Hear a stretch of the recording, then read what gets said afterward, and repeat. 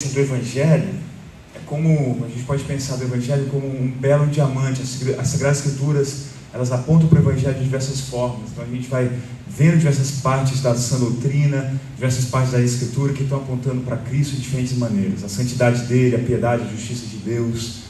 E quando a gente pensa também uma frase bem conhecida, muito parecida com a teologia bíblica que a gente viu ontem, da mesma maneira que todas as ruas apontam na Inglaterra, todas as ruas na Inglaterra levam para Londres. Você vai estar em uma rua, qualquer viela na Inglaterra lá, você vai chegar na capital Londres.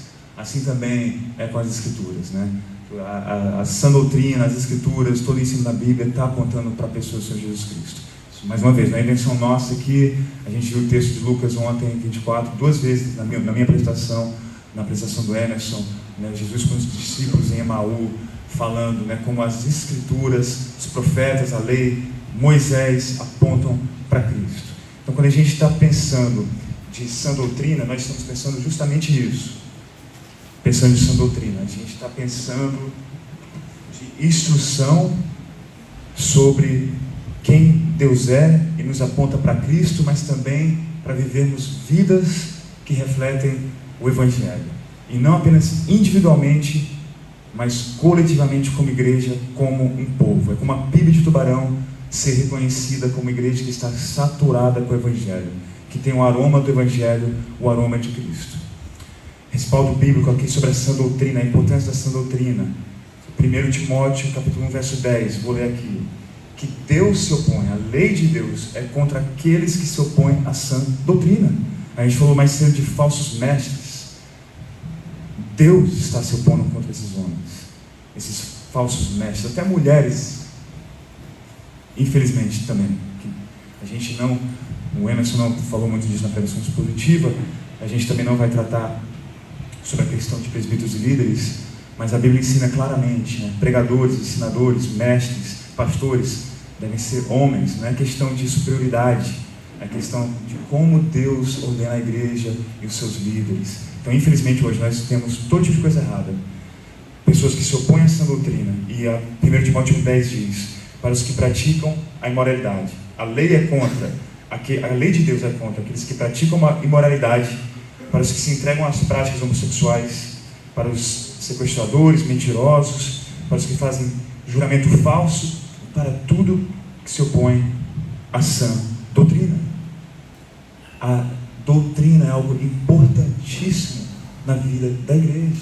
Não é algo pequeno, não é algo que é recluso somente aos pastores, que devem se investir no ensino da palavra. É para nós todos. A gente tem que vivermos de acordo com a palavra de Deus. Tanto membros da igreja, quanto os líderes principalmente. Paulo também diz aqui para Tito: mas você ensine o que está de acordo com a sã doutrina. Uma definição da sã doutrina do livro do Bob, ele escreve aqui: a sã doutrina é um resumo dos ensinos bíblicos que são tanto fiéis à Bíblia quanto úteis à vida. A doutrina não deve consistir na imposição de nossas ideias sobre a Bíblia. Na verdade, não deve ser mais nem menos, nem mais nem menos. Isso é muito importante. Do que o resumo dos ensinos bíblicos acerca de um tópico. Nós não queremos falar mais do que a palavra fala, nós não queremos falar menos do que a palavra fala. A gente tem que ser preciso no ensino, no nosso estudo, na nossa vida devocional, principalmente o irmão, o pastor que está pregando a palavra, de não ir além do texto bíblico, não ir também menos do que o texto bíblico. Mas outra questão também, irmão, certamente cabe à igreja proteger o ensino do Evangelho, mas também a igreja apoiar os seus pastores no ensino do Evangelho. Eu já escutei histórias de membros de igreja, isso é lamentável, que reclamam com o pastor estudando. Claro, irmãos, vocês de forma alguma passam a impressão disso aqui, muito pelo contrário. Mas membros de igreja falando: pastor, porque o senhor vai pintar aqui a parede da igreja? O que é que você está fazendo aí estudando? Quais são as nossas prioridades? Tudo bem, a gente tem que ter tudo em decência e ordem aqui, pastor, eu preferia 10 mil vezes o meu pastor, eu apoiaria ele, oraria por ele, daria mais dos meus recursos para que o meu pastor possa dedicar ao estudo. Deixa eu rebocar a parede, se precisa ser rebocado, porque o meu pastor pode concentrar no estudo da palavra. Prioridade. O ensino da palavra é central à vida da igreja.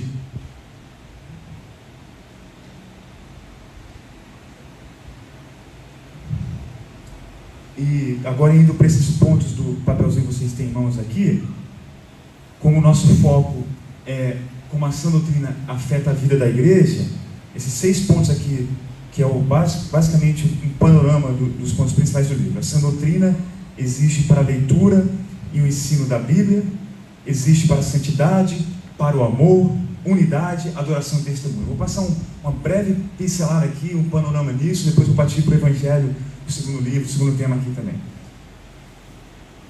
Para o ensino, a leitura e o ensino da Bíblia. A sã doutrina resume e sintetiza o ensinamento bíblico em um todo coerente.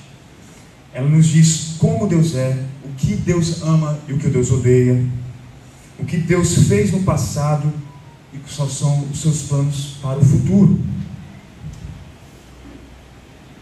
Permitir que Deus seja definido por uma ou duas passagens isoladas é como alguém dizer que com apenas com poucas conversas conhece quem uma pessoa é. Imagine isso. Você teve apenas 2 conversas com uma pessoa, você já pode saber tudo sobre a vida dela. Não é impossível. A gente tem que conhecer bem a pessoa, justamente com a palavra também. Mas a gente mencionou isso na última apresentação, na primeira versão que a gente teve aqui. A gente não pode fazer de doutrina versos isolados da Bíblia. É assim que acontece muita coisa errada nas nossas igrejas. Muitos seitas são formados a partir de ensinos errados a partir disso. Mas a gente pega a Bíblia como um todo, por isso que a teologia bíblica é essencial. Vê como o tema se desenvolve por todas as escrituras. De Gênesis a Apocalipse, é um autor, Deus é o autor, é um livro, por mais que a gente tenha esses livros, mas é uma história de Gênesis e Apocalipse, Deus está contando que aponta para Cristo. E nisso também existem diversas questões doutrinárias, sobre a igreja, pecado, o homem, santidade, anjos. A gente poderia falar de 1001 coisas aqui. A terra, física, o mundo espiritual, existem inúmeros tópicos. A gente não vai pegar um verso isolado e pensar que esse verso diz tudo. Mas de Gênesis e Apocalipse a gente pode ficar minando a Bíblia, tirando muito ouro para entender melhor, com mais clareza, o que a Bíblia diz sobre um tema específico. A sã doutrina também existe para a santidade. Para crescer em santidade, é crucial que você compreenda a doutrina bíblica acerca do pecado e enxergue sua própria vida através dessas lentes. Se você não souber o que há de errado com você, não saberá como resolver o problema. Toda a doutrina bíblica é adotada pela mente e aplicada ao coração, conforma-nos ao caráter e à vontade de Deus. A sã doutrina faz com que nós voltemos de maneira mais completa para Deus em nossos pensamentos, desejos, atitudes, palavras e ações, que em suma é o que a Bíblia chama de santidade. Mais uma vez, individualmente, certamente, no seu devocional de manhã, conforme você vai meditando os provérbios, uma prática maravilhosa. Eu posso testemunhar disso, uma história incrível que eu tive com minha mãe. Minha mãe e eu temos parecidas trajetórias no cristianismo. Nós passamos anos como cristãos sem amadurecer. Por quê? Porque a gente não estava sendo desafiado, porque a gente não estava também tomando responsabilidade própria de ler a Bíblia por inteiro. Chegou um momento na minha caminhada cristã que eu fui desafiado sobre minha fé. Eu entendi o quanto eu estava não apreciando a doutrina, eu não diria totalmente, eu não diria desviado, mas eu estava negligenciando as escrituras, não estava em uma igreja saudável. E quando eu comecei a entender a importância da pregação expositiva, a importância das escrituras, eu comecei a consumir, ler toda a Bíblia, tomar muita atenção com isso. E minha mãe, ela só ficava nos provérbios. E eu falava, mãe, por favor, mãe, lê, existem outros livros na Bíblia também. Toda a palavra é inspirada, não só os provérbios. E eu percebi uma coisa, que por mais que eu estava lendo toda a Bíblia, a minha mãe era 1000 vezes mais madura do que eu. E ela sempre falava dos provérbios para mim. Ela nunca entrava em conflito, nunca tinha briga com ninguém. Ela trabalha em um ambiente totalmente caótico, sempre se livrava de controvérsia. Pela graça de Deus, só teve uma situação e Deus deu um livramento muito claro para ela. Então, assim, uma pessoa muito piedosa. E chegou um momento que eu entendi, poxa, cara, alguma coisa que está faltando na minha vida, e minha mãe não tem esse problema. Por quê? Porque ela lê os provérbios regularmente. Então eu liguei para minha mãe e falei, mãe, eu entendi que muitas dificuldades que eu estou tendo aqui, relacionais, é porque eu preciso mais dos provérbios na minha vida. O provérbio ensina muito sobre relacionamentos interpessoais, como lidar com pessoas difíceis, como você ser sábio, você não provocar as pessoas, como você viver em paz com as pessoas. No mesmo dia que eu disse isso para minha mãe, eu falei, mãe, estou começando a ler os provérbios. Ela disse, filho, comecei a ler Mateus, é maravilhoso. Sabe, foi incrível. Foi de Deus mesmo isso. E eu testifico, irmãos, minha vida melhorou 1000 vezes, meus relacionamentos com os irmãos, com amigos, depois comecei a ler o provérbio do dia. Não sei, faz uns bons anos já, pela graça de Deus. Então hoje é o dia 15, eu vou ler Provérbios 15. Em algum momento antes de terminar, se Deus quiser, amanhã é dia 16, vou ler o provérbio 16. Tem um provérbio para cada dia do mês. A gente faz isso. O nosso pastor também faz isso. Tem essa boa prática. Não fiquei surpreso, tem outros irmãos também nessa igreja que fazem isso, ou já fizeram isso em algum ponto, mas as escrituras, elas nos santificam. A palavra existe também para a nossa santidade, essa doutrina. E eu diria também, irmãos, conforme a gente vai ouvindo a palavra sendo pregada, a gente vê a pregação expositiva, é um compromisso de pregar a palavra, mas também de ouvir a palavra no sentido de seguir o que a palavra diz. Então, conforme a palavra é ensinada, os cânticos que a gente canta aqui, nós todos estamos sendo instruídos à santidade. Esses hinos estão nos instruindo como viver a vida, as orações que a gente faz. Toda a vida coletiva da igreja também está levando a gente à santidade. Essa doutrina existe para o amor. Nossas igrejas deveriam ser caracterizadas por um amor mútuo que se estende a todos aqueles que invocam o nome do Senhor Jesus. E o amor, não se esqueça, é alimentado pela sã doutrina. Se a amargura, fofoca, difamação estão destruindo a nossa igreja, a sã doutrina é uma das ferramentas mais necessárias para restaurá-la. Quando eu li essa afirmação, fiquei um pouco assim, caramba, a sã doutrina, amargura, fofoca, mas realmente, a Bíblia ensina sobre essas coisas. O Emerson ontem falou das irmãs em Filipenses, e ele também mencionou a própria tese de Filipenses como um antídoto. Eu vou ler aqui, Filipenses 4:2. Paulo escreve, peço a Evódia e a Síntique que no Senhor tenham o mesmo modo de pensar. E onde que a gente vê essa mesma frase, mesmo modo de pensar? Filipenses 2:2, que dá a tese do livro aqui. Filipenses 2:2, capítulo 2, versos 2 e 3. Então completem a minha alegria, tendo o mesmo modo de pensar, tendo o mesmo amor e sendo unidos de alma e mente. Não faça nada por interesse pessoal ou vaidade, mas por humildade, cada um considerando os outros superiores a si mesmo. Não tendo em vista somente os seus próprios interesses, mas tendo os outros. Imagine Evódia e Síntique ouvindo essa maravilhosa carta sendo lida na congregação delas. Elas vão lembrar o que foi dito mais cedo, ter a mente de Cristo. Como é que eu posso estar em divisão com meu irmão, tendo a mente de Cristo? Se ele me ofendeu, eu vou perdoá-lo. Se ele me ofendeu, ninguém sabe, vou deixar de lado, vou deixar essa coisa passar. Tendo a mente de Cristo. Essa doutrina promove o amor na igreja e também promove a unidade. Ponto 4.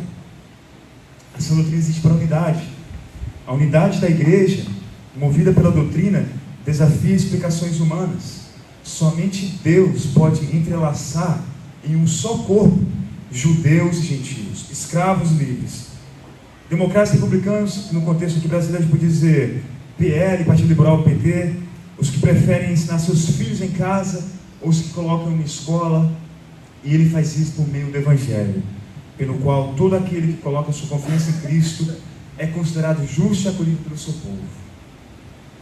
Essa questão de unidade, união em Cristo, liberdade cristã, foi uma das ênfases também que eu fui instruído muito pelos meus antigos pastores, sobre uma das coisas mais importantes para preservar a unidade da igreja, é preservar a unidade cristã, incluindo questões de política.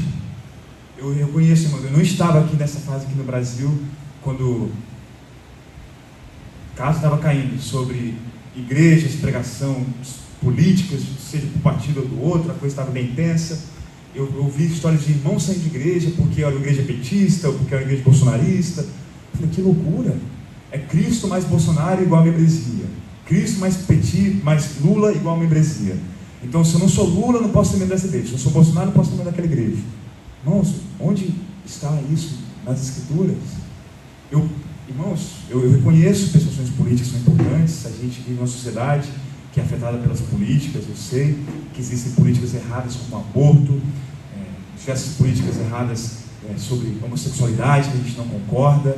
Eu entendo. Agora eu consigo totalmente entender um irmão que na calculação política dele, ele é contra essas coisas e por outros motivos apoia um certo partido. A gente pode discordar com a calculação política do irmão, mas ele não vai deixar de ser meu irmão. Eu vou deixar de amar o meu irmão, muito menos que ele não entre na igreja, que ele não se sinta bem-vindo. Proteger a liberdade cristã é algo muito importante. Vale a pena se aprofundar nesse tipo de coisa. Eu não posso aqui, nem estou preparado, por exemplo, para falar muito sobre essas questões, mas tem muito a ser falado sobre liberdade cristã. Como é que isso vem? EBDs. A gente está em Romanos 14, por exemplo, vamos dizer, 1 Coríntios 8, que tratam do tema. A igreja vai ser instruída, a igreja vai crescer no conhecimento, no entendimento da liberdade cristã que existe. Vai promover também a unidade da igreja. A sã doutrina existe para a adoração. A gente viu isso mais cedo, no culto, nas partes do culto, pregação expositiva, cânticos, os hinos, as orações que a gente faz. A sã doutrina molda tudo isso. A Santa Ceia, o batismo. Imagina a gente batizando alguém que não é cristão, por exemplo. O camarada está dormindo com a namorada dele, está sendo batizado. Isso não é de acordo com a sã doutrina. A gente está aqui pregando perfeição cristã de forma alguma também não. Mas a gente tem que ser regido pela sã doutrina, seja no batismo, seja na Santa Ceia. Questões, o oposto também, questões extra-bíblicas. Alguém não tomar ceia por motivos extra-bíblicos. Porque eu estou de bermuda andando na rua, não posso tomar Santa Ceia. Porque eu tenho barba, ou qualquer que seja, outras questões, inúmeras, criatividade humana aqui é algo incrível. Tudo que a gente quer, extra-regulações bíblicas. Os fariseus eram mestres nisso. Então a gente tem que ter cuidado. Então a sã doutrina informa tudo isso. Finalmente, não, ainda não, desculpa. Penultimamente aqui, sã doutrina existe para o testemunho. Por que afirmo que a sã doutrina existe para o testemunho? Em primeiro lugar, o Evangelho é doutrina. O Evangelho é doutrina. Para a gente explicar claramente o Evangelho, a gente tem que entender claramente o que a Bíblia diz sobre o Evangelho.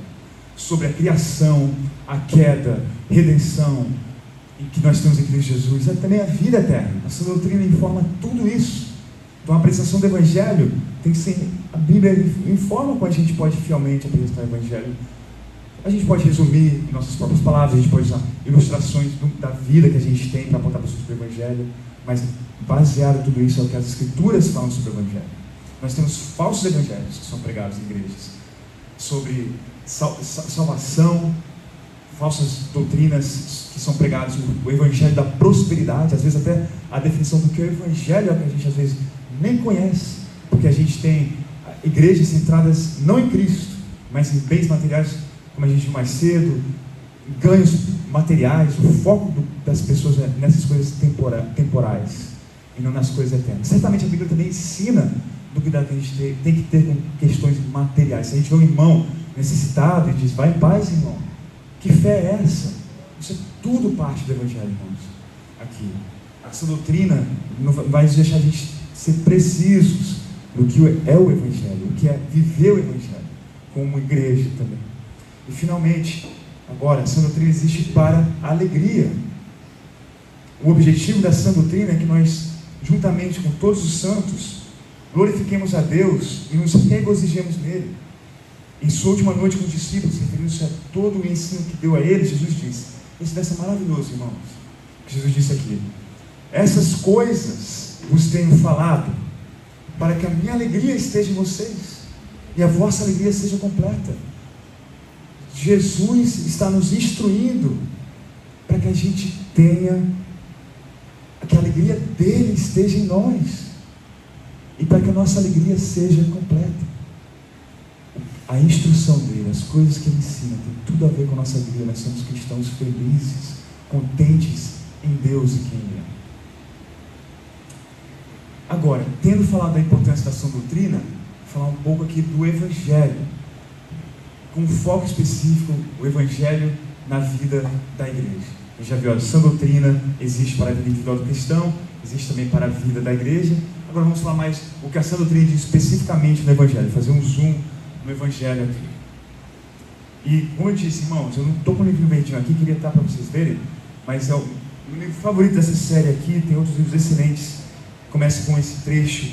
William Tyndale, do século XVI, ele traduziu a Bíblia e foi martirizado por isso.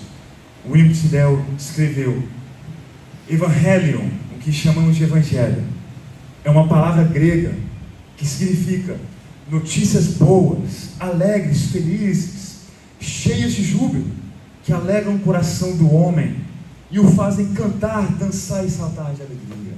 Maravilhoso. O autor do livrinho verde também ele comentou: a necessidade do nosso tempo é nada menos do que a recristianização de nossas igrejas, em conformidade apenas com o Evangelho, tanto no que diz respeito à doutrina, quanto à cultura, exclusivamente por meio de Cristo. Essa é uma frase excelente. Eu pensei que essa frase ia ser um pouco pesada para os irmãos, mas o que a Emerson falou mais cedo sobre falsos mestres, pessoas dando cambalhotas, essas coisas, realmente é merecido falar que falsos mestres como ladrões corruptos, infelizmente, irmãos. Mas essa questão também da necessidade de nosso tempo é a recristianização de nossas igrejas. É uma frase chocante, é algo antitético. Recristianizar uma igreja. Igreja, recristianizar. A igreja era cristã, mas infelizmente muitas igrejas não têm o Evangelho no centro. É triste, irmãos, mas isso acontece. Minha própria história, como eu disse mais cedo, antes de eu chegar numa igreja saudável, quando eu estava fazendo os meus estudos, fazendo faculdade, fui parte de uma igreja que o pastor não via a hora de poder fazer casamento gay. E eu, como cristão novo, não tinha ideia. Eu tinha a Bíblia, como eu disse mais cedo, minha própria negligência, minha própria falha. Mas eu pensei, entendi. Eu fiquei um pouco confuso, mas era uma igreja. É outra igreja que eu fui parte, depois dessa igreja. Uma igreja que era um pouco mais conservadora, mas na época de política, mostrava no telão um político, antes do culto começar, um telão de um político muçulmano, pró-aborto, pró-casamento gay, numa igreja. Então essa frase, irmãos, não deve ser nada chocante para a gente. Vocês devem ter outros exemplos aqui, de aberrações, coisas tristes, lamentáveis, que acontecem nas igrejas. De fato, isso não é nada novo. Quando o Emerson fala aqui do Brasil, irmãos, 2000 anos atrás, em Jerusalém, Jesus estava revirando a mesa de cambistas. Antes do tempo de Jerusalém, antes de Jesus, tinham os reis, os falsos profetas. Isso não é nada novo, irmãos.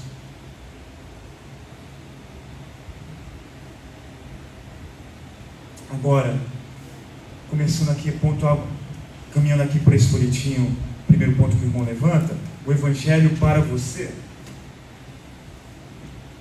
Essa cultura é criada a partir do ensino e a proclamação da doutrina do Evangelho. É como a gente começou. A doutrina do Evangelho cria uma cultura do Evangelho. A sã doutrina forma a vida da igreja. Como é que a gente cria uma cultura do Evangelho?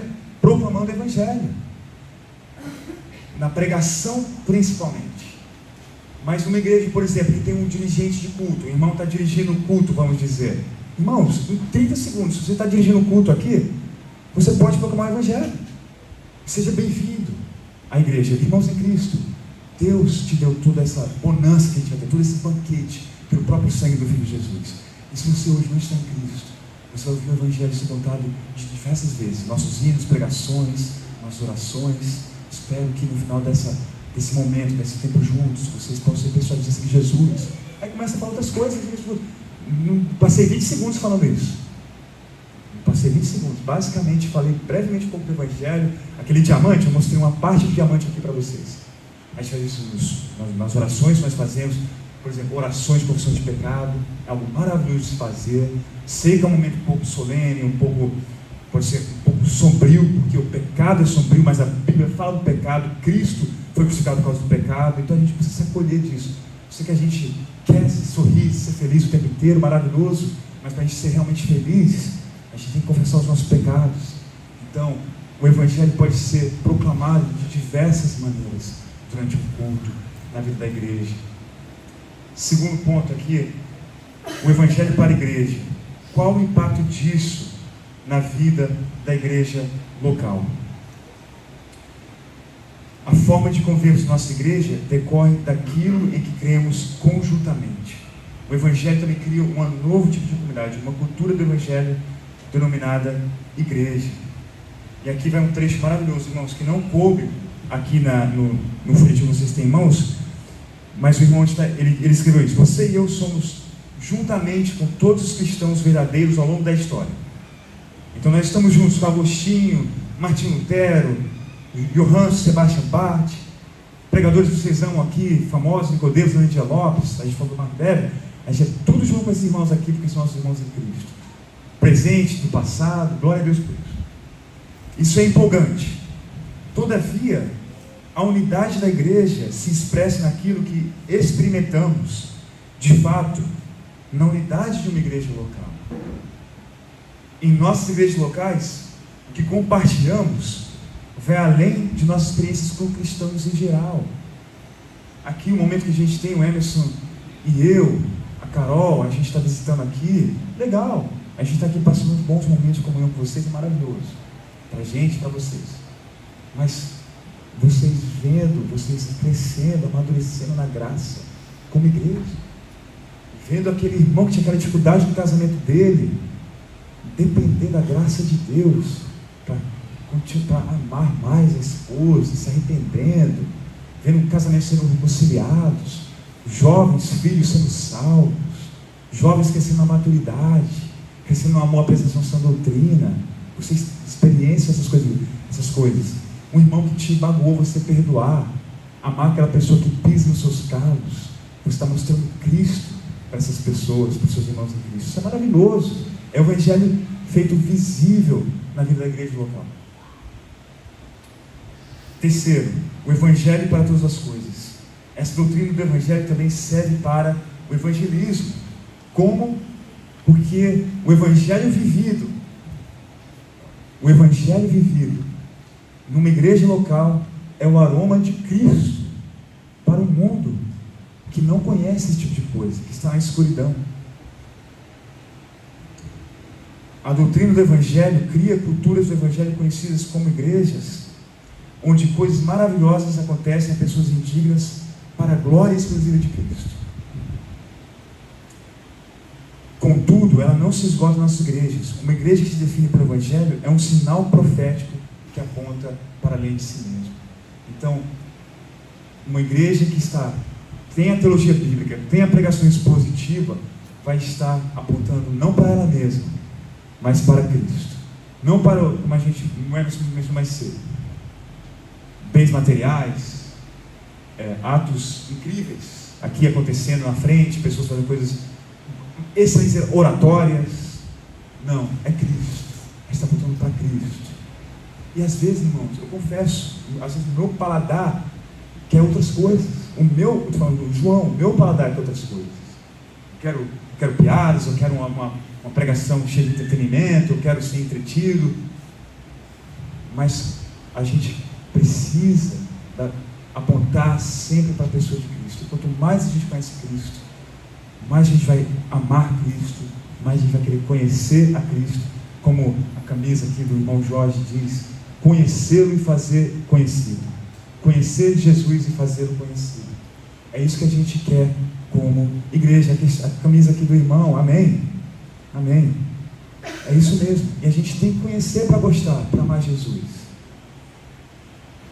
E isso, irmão, não acontece com o tempo, com o decorrer do tempo. E é o trabalho do Espírito Santo. É Deus que faz isso acontecer, o Espírito Santo em nós. 4 aqui, algo novo. O Evangelho tem o poder de mudar nossas vidas como povo. O Evangelho não está pairando no ar como se fosse uma abstração. Pelo poder de Deus, Ele cria algo novo no mundo de hoje. Ele cria não apenas uma nova comunidade, mas também um novo tipo de comunidade. Igrejas centradas no Evangelho são a prova viva de que as boas novas são verdadeiras, de que Jesus não é uma teoria, mas é real, já que Ele devolve nossa humanidade. Devolve nossa humanidade e está transformando nossa humanidade à imagem semelhante do varão perfeito, o Senhor Jesus Cristo. O Evangelho está fazendo isso. É como Piper escreveu, o pregador Piper disse: igrejas que exaltam a Deus, adoram a Cristo, são cheios do Espírito, desfrutam da Bíblia, pregam a graça, desafiam o comodismo, abraçam a cruz, correm riscos, crucificam o ego, abandonam a fofoca, transbordam em oração, pensam no futuro, buscam o que estão fora e são belas em seu ajuntamento humano, onde aquele que não merece pode florescer. Só Deus pode construir esse novo tipo de comunidade. Quando, porém, Ele o faz, não podemos desconsiderá-lo. Então, conforme a palavra de Deus é pregada, conforme a palavra de Deus é ensinada, a gente pode esperar, orar, para que Deus faça a gente como o aroma de Cristo, faça a gente como Cristo. Quinto aqui, não é fácil, mas possível. Falamos tanto sobre o Evangelho, mas agora, o que exatamente é este Evangelho? Não é fácil crer no Evangelho. Ele diz que um Deus todo santo ama pecadores como nós. O Evangelho diz que Deus enviou o seu único Filho para morrer por nós. Diz que Ele derrama seu Espírito Santo para nos dar vida e nos sustentar. Diz que nada jamais vai nos separar do amor de Deus em Cristo Jesus, nosso Senhor. Diz ainda que esse Salvador é a estratégia de Deus para transformar o universo. Essas boas novas não parecem improváveis? Ou cremos de forma orgulhosa que somos bons demais para ser julgados? Ou cremos orgulhosamente que somos ruins demais para sermos salvos? Portanto, o Evangelho é uma surpresa contínua e precisamos ouvi-lo reiteradas vezes. Irmão, se a gente se cansa de ouvir o Evangelho, não é porque o pastor tem que parar de fazer isso, é porque o meu coração tem alguma travação aqui que está acontecendo.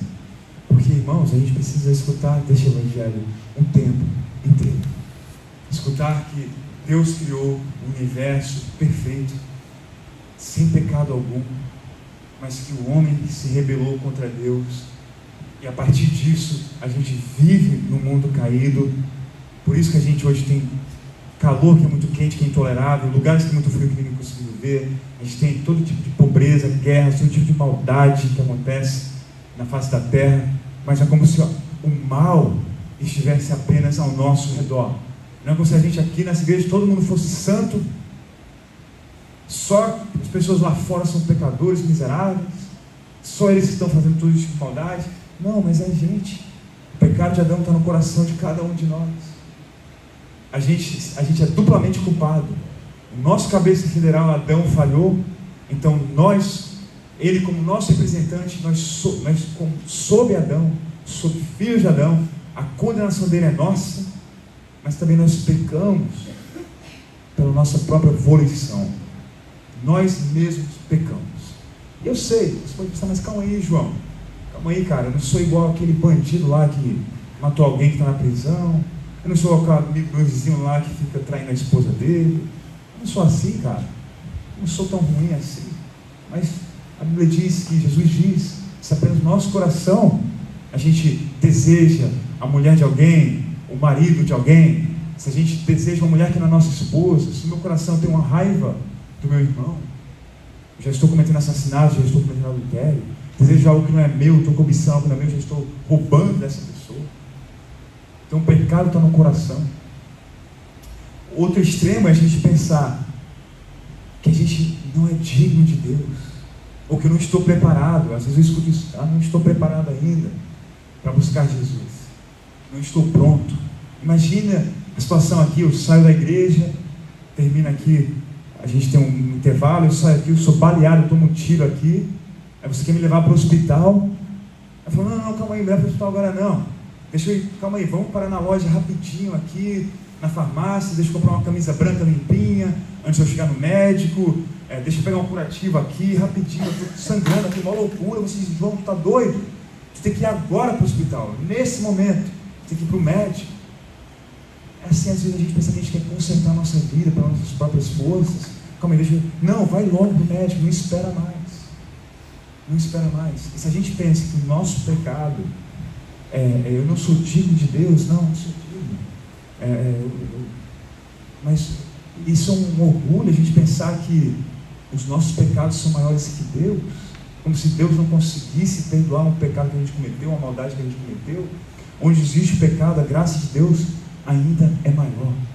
Então a gente tem que ir a Deus, independente, a gente sempre tem que ir a Deus e proclamar este evangelho e acreditar neste evangelho também.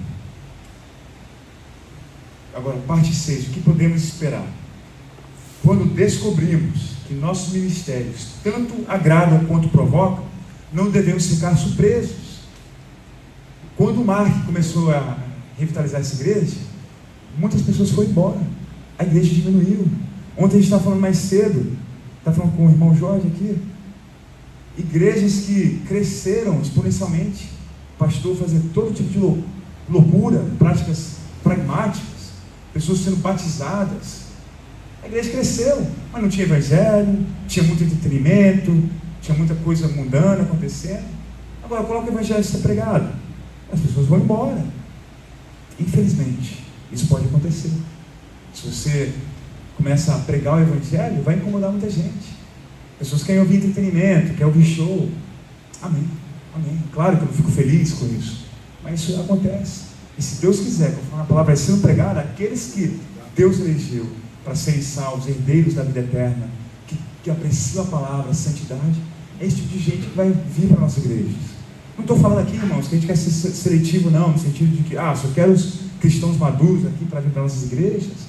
Não, eu quero que aquela pessoa que está indo para aquela igreja pragmática, com show de fumaça, com show de Rock in Rio lá na igreja deles, eu quero que as pessoas apreciem a sã doutrina, que vão a igrejas saudáveis também, claro, mas é de ser esperado que o evangelho, que Jesus ele divide, a palavra de Deus é uma divisora de águas. Chegando na reta final aqui, irmãos, ponto 7, daqui para frente. Por causa da corrupção de nosso coração, a primeira coisa que devemos fazer, eu acho que essa é uma das partes favoritas deste livro, se não a parte favorita deste livro que eu tenho. O que devemos fazer é nos ajoelhar perante de Deus e implorar humildemente a Ele que não nos abandone. A gente está seguro na salvação porque nós estamos em Cristo, mas é bom para a nossa alma também pedir para Deus não nos abandonar. Todos estamos sempre a 5 minutos de distância do desastre moral e ministerial. 5 minutos de distância. Hoje à noite, antes de ir para a igreja, alguma coisa pode acontecer. Você pode cair num pecado descarado. Você pode ser totalmente rendido a esse pecado. A gente está a 5 minutos de desastre moral e ministerial. Sejamos realistas. Nossos desejos podem ser imensamente contrários aos de Deus. Você e eu não somos salvadores. Existe um Salvador apenas. Portanto, temos de nos lançar em seus braços agora e jamais deixar de fazê-lo a todo momento que vivermos. Francis Schaeffer dizia: não estamos construindo o reino de Deus. Ele está construindo o seu reino. E nós estamos orando pelo privilégio de participarmos dele. Deus é o herói da história, não nós. A gente quer orar pelo privilégio de ser parte disso. Eu queria agora convidar os irmãos para a gente orar, para a gente terminar essa apresentação aqui.